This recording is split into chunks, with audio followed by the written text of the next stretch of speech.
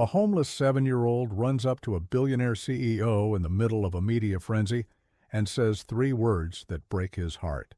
He tried to ignore her, but what she revealed next would shatter his entire empire. What's the biggest secret you've ever kept? Let us know in the comments and get ready for a story you won't forget. The flashbulbs were like 1,000 tiny explosions, each one searing another crack into the marble facade of Julian Vance's composure. The reporters swarmed him, a frantic, shrieking vortex of microphones and cameras on the courthouse steps. The air, thick with the damp chill of a New York autumn, smelled of rain and desperation, mostly his. 90 minutes ago, a judge had delivered a verdict that vaporized nearly $1 billion of his net worth and, more importantly, the one thing he valued above all else, his reputation. Mr.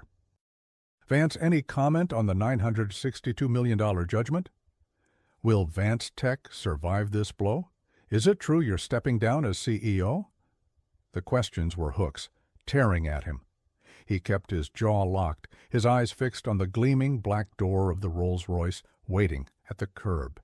His security team, broad-shouldered men in dark suits, formed a human battering ram, shoving a path through the media frenzy. Julian was an island of glacial calm in a sea of manufactured outrage. Inside, however, a supernova of fury was consuming him. The lawsuit was a sham, a meticulously crafted assassination of his character by 5 models he'd never even met outside of a single, highly public charity event. It was a lie, polished and presented by a shark of a lawyer until it shone like the truth. But he couldn't prove it. Not yet. His world, the one he had built from nothing with his own 2 hands, was crumbling. He was just a few feet from the car, the sanctuary of tinted glass and silent leather, when a gap appeared in the wall of bodies, a flash of pink. A small, determined face. A little girl, no older than 7, slipped through the cordon like a wisp of smoke. She wore a thin pink coat, threadbare at the cuffs, and her hair was a cascade of tight, dark curls that bounced as she ran. Before his security could react, she was standing right in front of him, forcing the entire chaotic procession to a halt. The reporters fell silent for a half-second, a collective gasp of confusion. The girl tilted her head back, her eyes enormous, intelligent, and a startlingly familiar shade of warm chestnut locking onto his. Time seemed to warp, the roar of the city fading to a dull hum in Julian's ears. He saw the smudge of dirt on her cheek, the fierce set of her small chin. Then she spoke, her voice clear and piercing, cutting through the renewed clamor. "Daddy," she said, "it's you." The world stopped. The flashbulbs went off in a blinding, continuous strobe. Julian felt the blood drain from his face.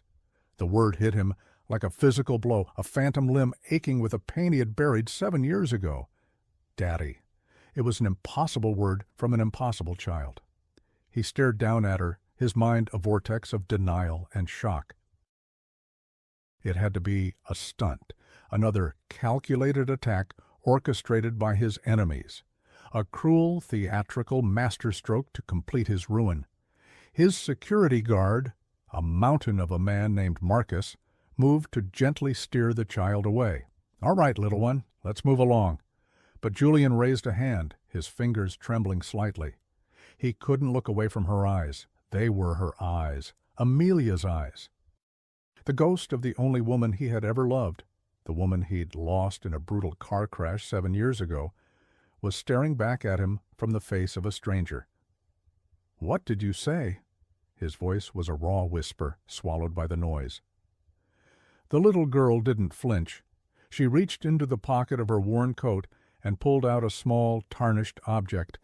It was a silver locket, heart-shaped, hanging from a delicate chain.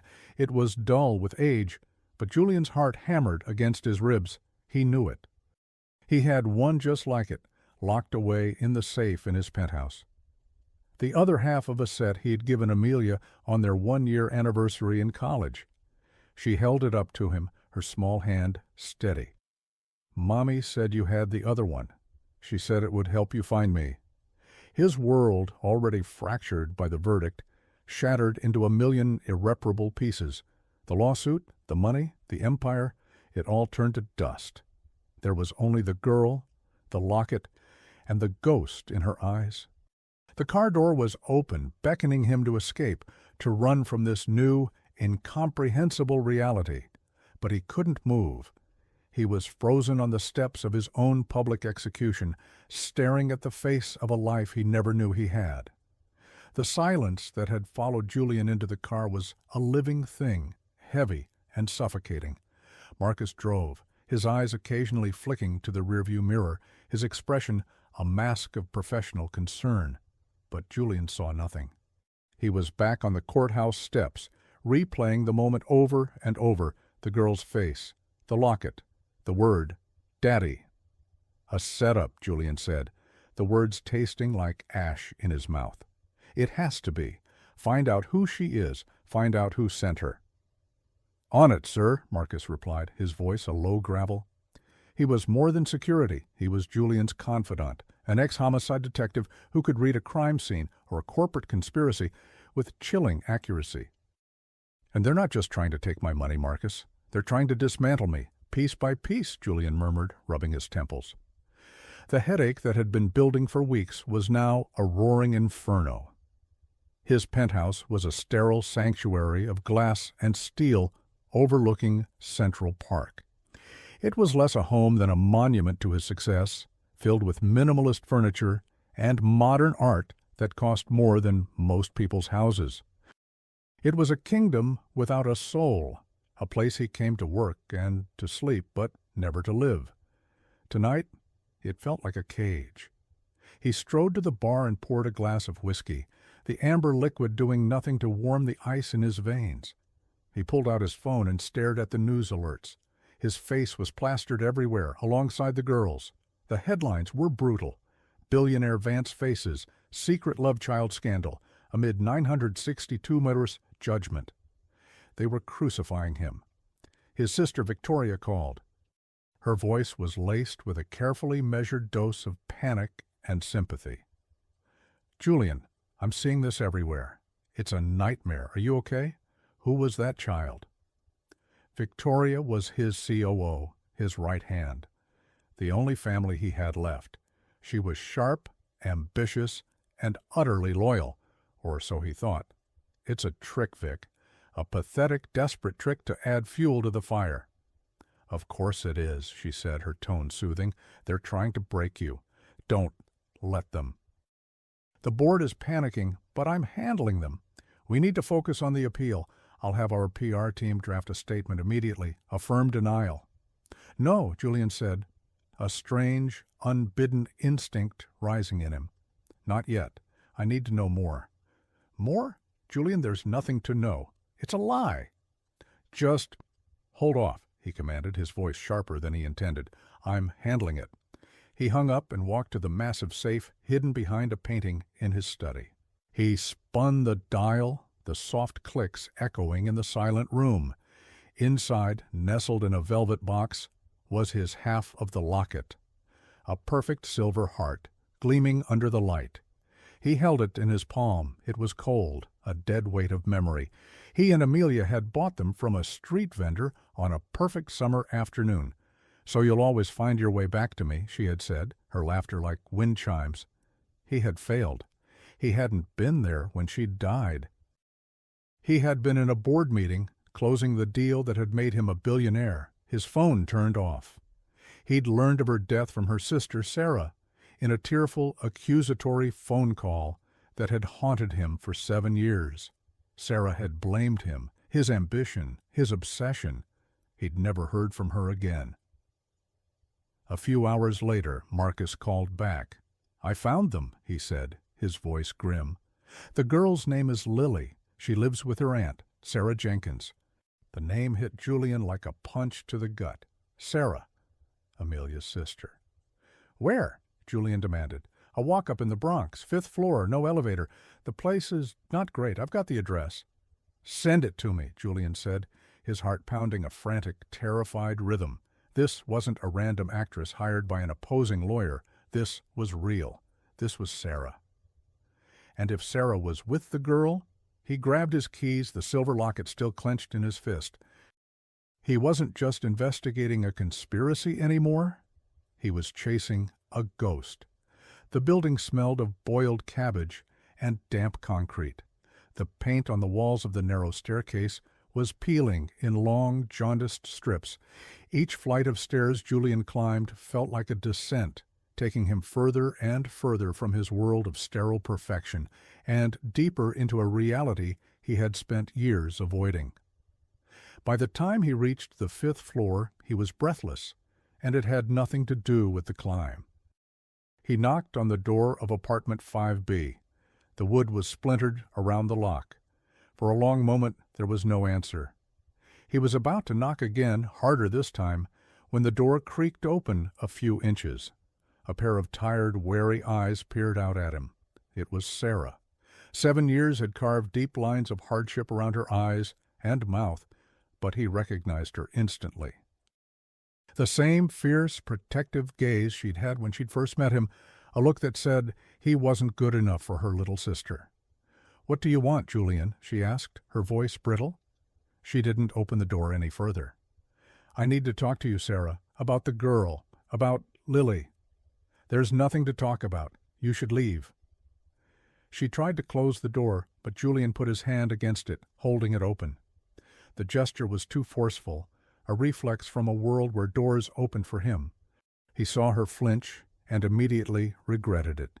"Please," he said, his voice softening, "just 5 minutes. I need to understand." From behind her, a small voice piped up. "Is that the man from the TV, Aunt Sarah?" Sarah's shoulders slumped in defeat. She opened the door. The apartment was tiny, barely 2 rooms, but it was clean. A small sofa was covered with a faded floral blanket, and children's drawings were taped to the walls.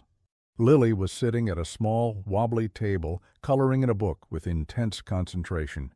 She looked up at him, her chestnut eyes wide with curiosity, not fear. "Lily, go to your room for a minute, sweetie," Sarah said gently.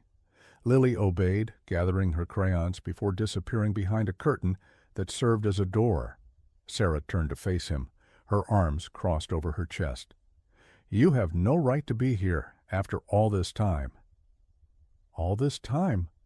Julian's voice was strained. "You told me Amelia died in a car accident, Sarah. You told me she was gone, and then you vanished." Sarah's expression hardened into a mask of pure contempt. "She is gone. You made sure of that. What are you talking about? I loved her. You loved your work. You loved your deals."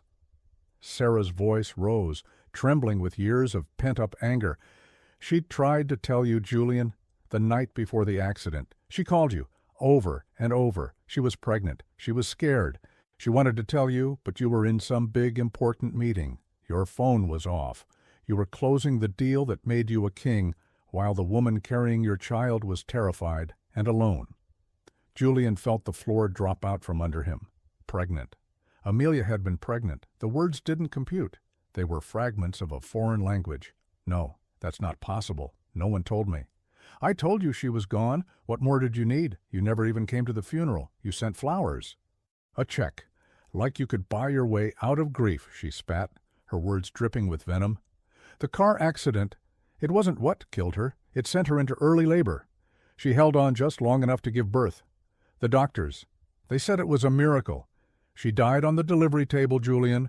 She died bringing your daughter into the world." The sterile air of the tiny apartment was suddenly too thick to breathe. Every word was a hammer blow, demolishing the foundations of his past. Amelia hadn't just died. She had died in childbirth, giving birth to his daughter, a daughter he never knew existed. "Why?" he choked out, the single word a testament to his shattered reality. "Why didn't you tell me?" "Because she was better off," Sarah cried, tears finally streaming down her face. "I saw what your world was doing to her. The pressure, the loneliness.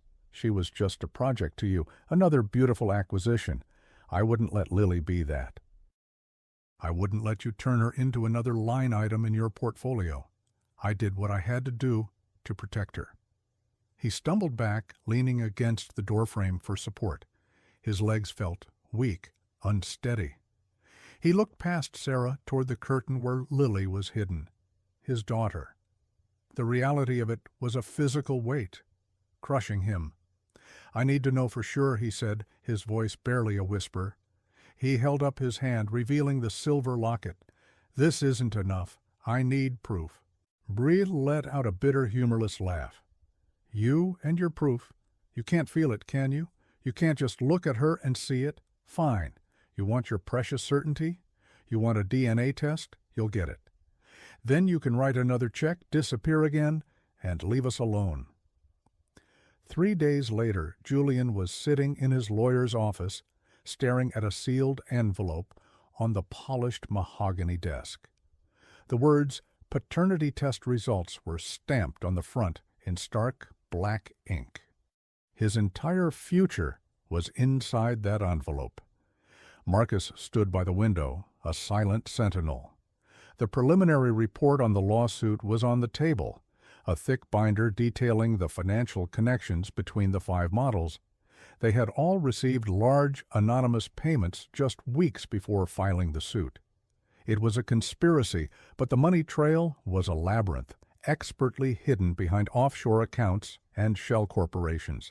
It was professional, vindictive. But he could barely focus on the billion-dollar threat to his company. All he could think about was the little girl in the Bronx. "Open it, Julian," Marcus said, his voice steady.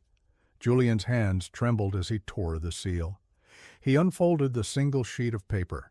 His eyes scanned the technical jargon until they landed on the final line. Probability of paternity 99,999%.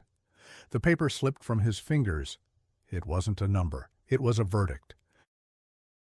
It was the confirmation of a 7-year-old lie and the beginning of a terrifying, unknown truth.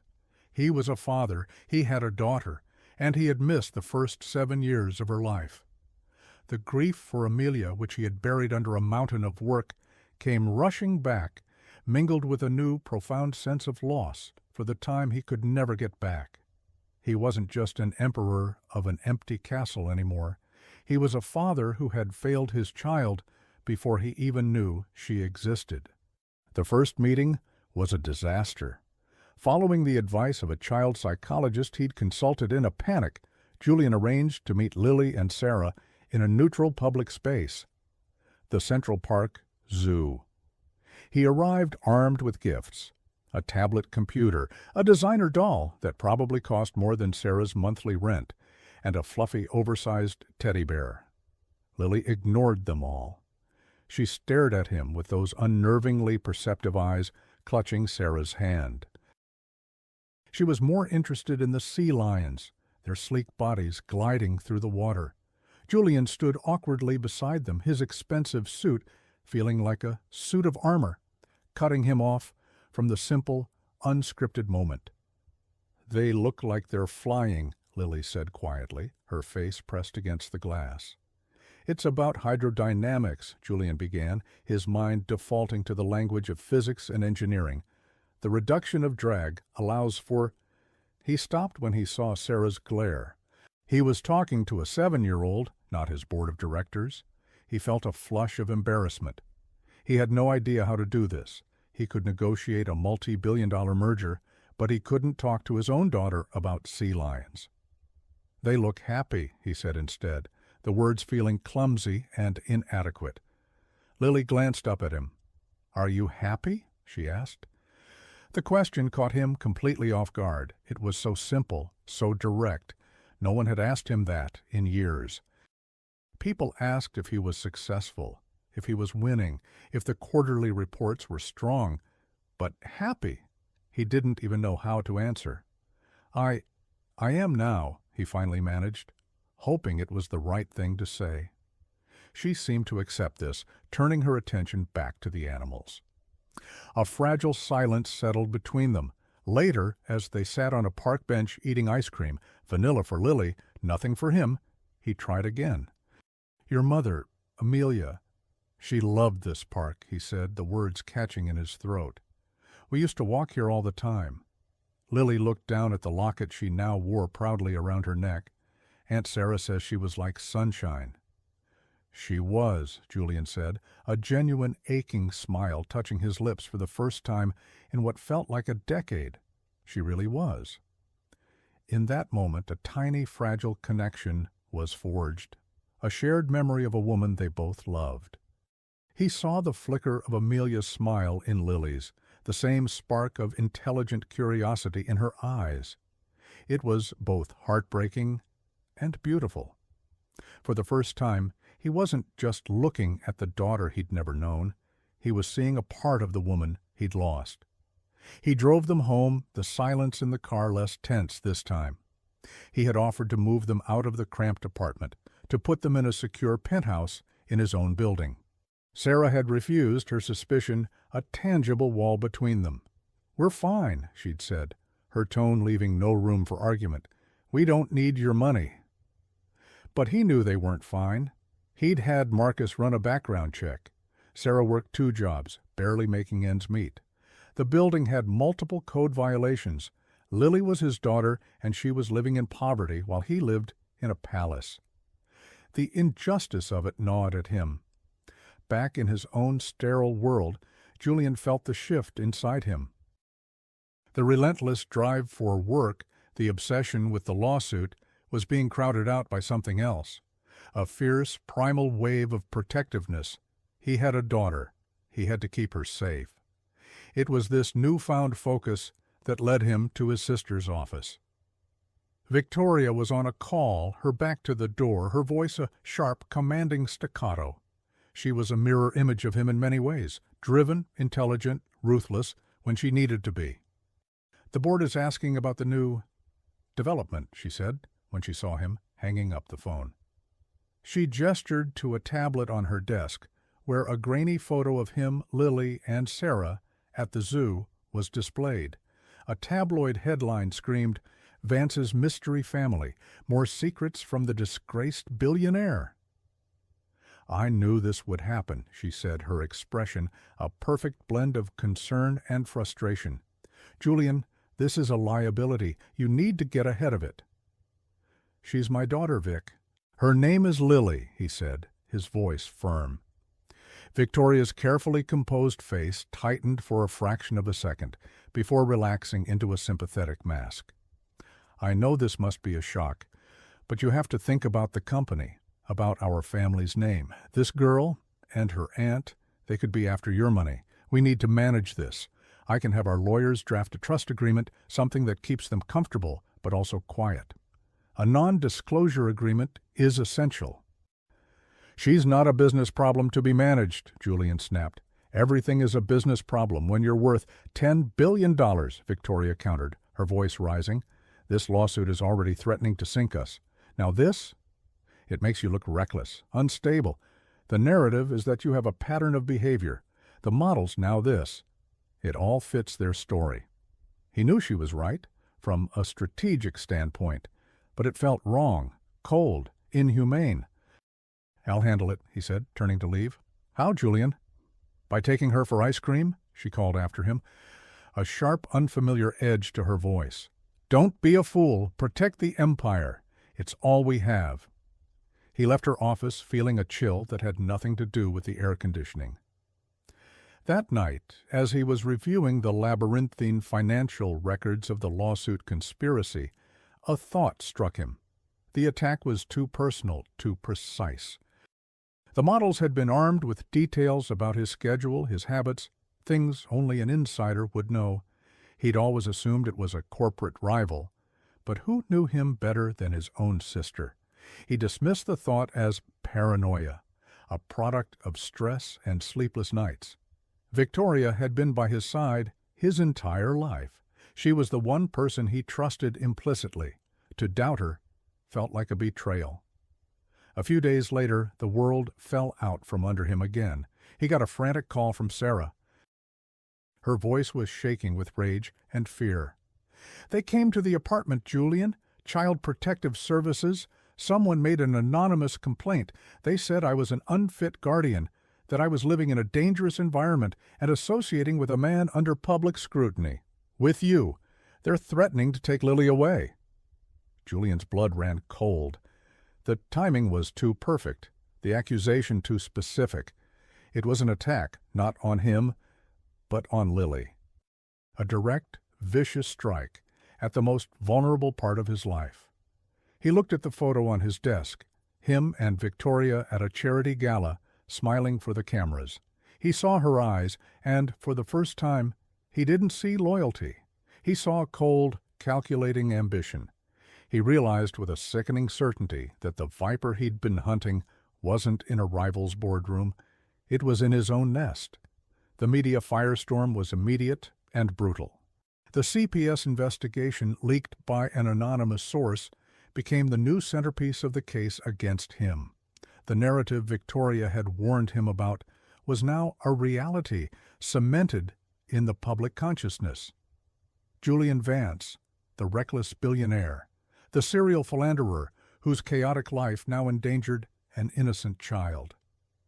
His lawyers told him the appeal of the $962 million judgment was likely doomed. The stock price of Vance Tech was in free fall. He moved Sarah and Lily into a secure private residence that very day.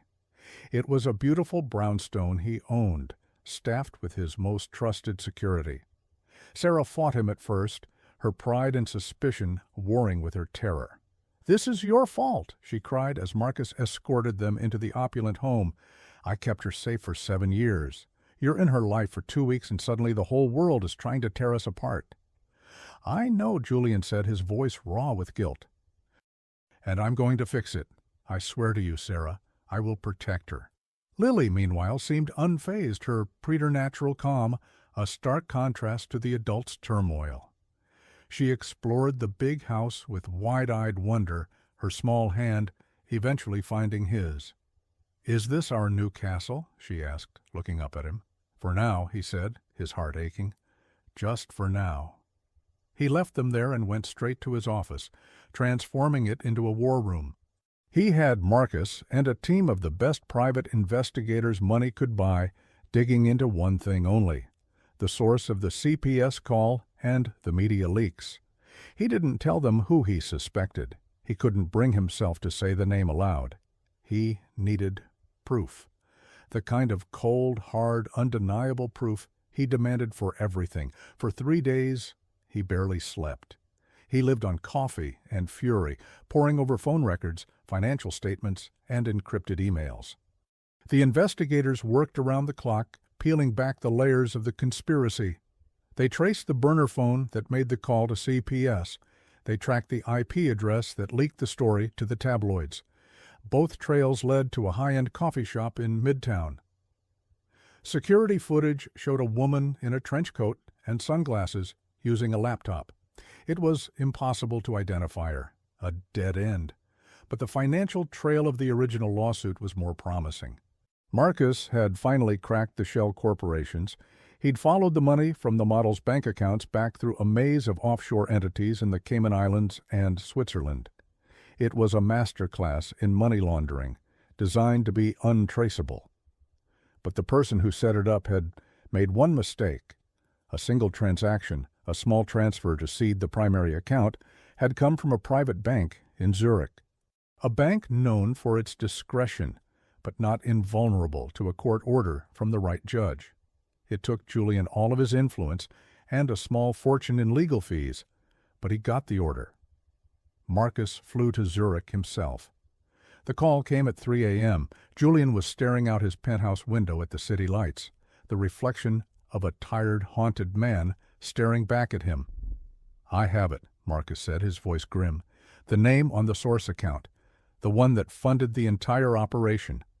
Julian closed his eyes. "Tell me." Victoria Vance. The name hung in the air, a death sentence for the last remnants of Julian's trust in the world. He didn't respond. He just stood there, the phone pressed to his ear as the truth settled over him like a shroud. His own sister. She had tried to ruin him. She had paid those women to lie. She had orchestrated the media attacks. She had called CPS on his daughter. She had looked him in the eye and offered sympathy while holding the knife she'd just plunged into his back. The betrayal was so absolute, so profound, it stole the air from his lungs. It wasn't about a corporate rival or an external enemy. It was his own blood.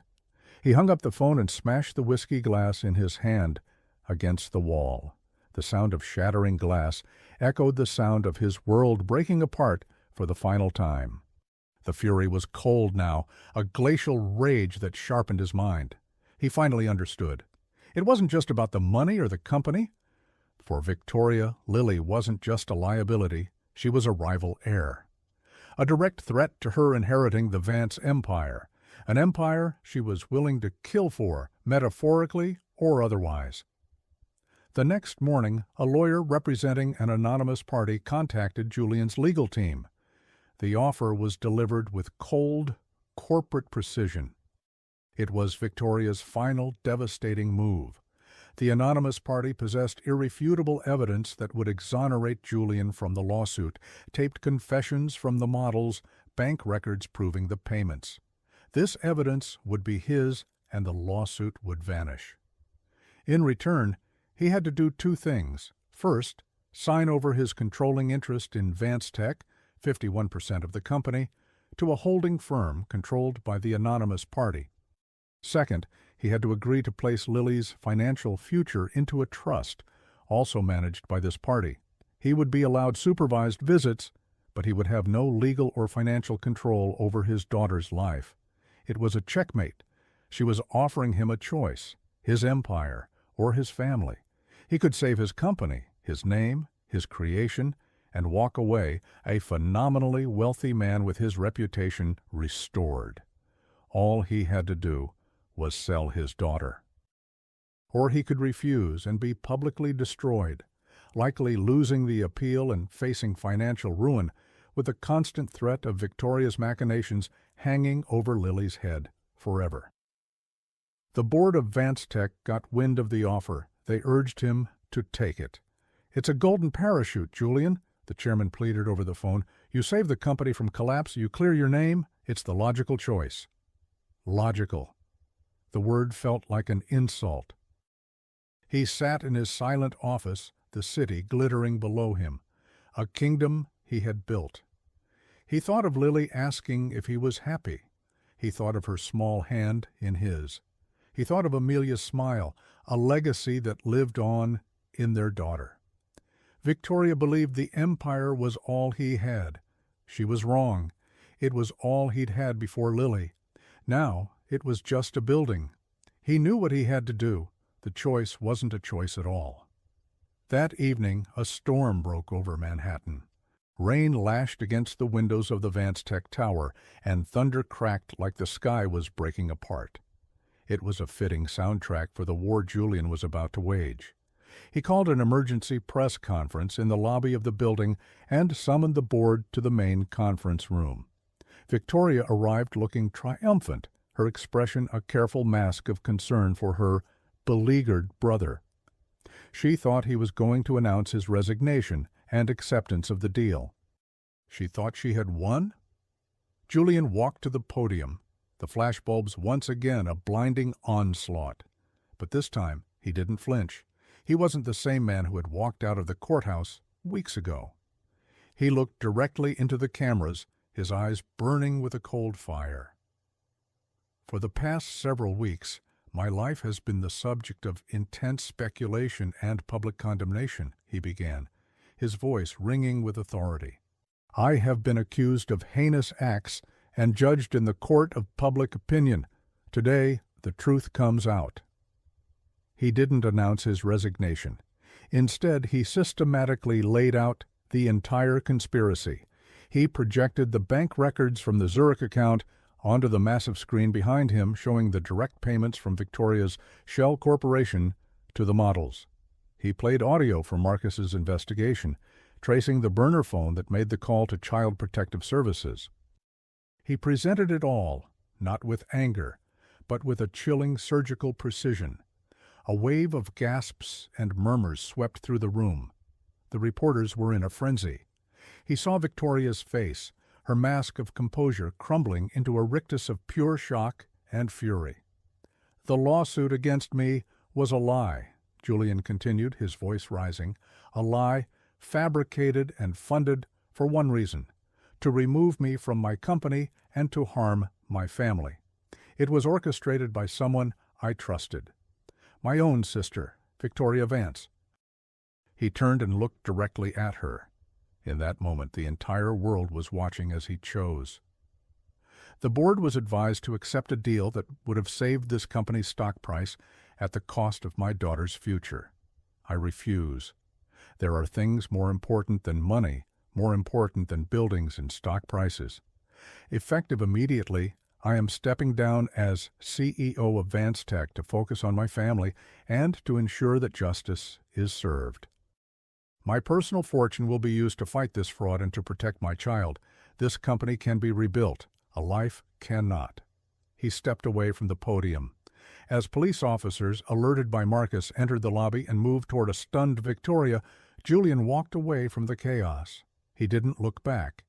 He had just detonated his own empire, sacrificed the work of his entire adult life in a blaze of public truth. And he had never felt so free. He found Victoria in the boardroom just before she was taken away. The storm raged outside. She looked at him with eyes full of pure hatred. "You fool," she hissed. "You've destroyed everything for a child you didn't even know existed." "You're wrong," Julian said, his voice quiet and steady. "I didn't destroy anything that truly mattered. You tried to. You thought my kingdom was this tower, these shares, but you were wrong. My kingdom is my daughter. And you will never, ever get near it again." He turned and walked out, leaving her to the consequences of her actions, the thunder outside a final, crashing judgment. 6 months later, the sun streamed through the large bay window of a comfortable, unpretentious home in a quiet suburban neighborhood. The walls weren't decorated with expensive art, but with framed crayon drawings of sea lions, castles, and smiling stick figures holding hands. Julian Vance was on the floor, his suit and tie uniform replaced by a simple pair of jeans and a soft sweater. He was meticulously helping Lily build a towering Lego fortress. He was no longer the CEO of Vance Tech. He had sold his controlling interest to a trusted executive team and used the proceeds to launch a major philanthropic foundation in Amelia's name, dedicated to supporting single mothers and at-risk children. The newspapers no longer called him a disgraced billionaire. They called him a devoted father. The lawsuit had been thrown out. Victoria was awaiting sentencing after pleading guilty, her entire world reduced to a jail cell. The storm had passed. Sarah came into the room carrying a plate of cookies, a genuine, easy smile on her face. The suspicion was gone, replaced by a hard-won trust. She watched them for a moment, the picture of peaceful domesticity she had fought so hard to protect.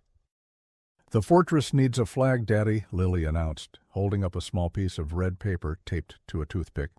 Julian smiled, a real, unburdened smile that reached his eyes.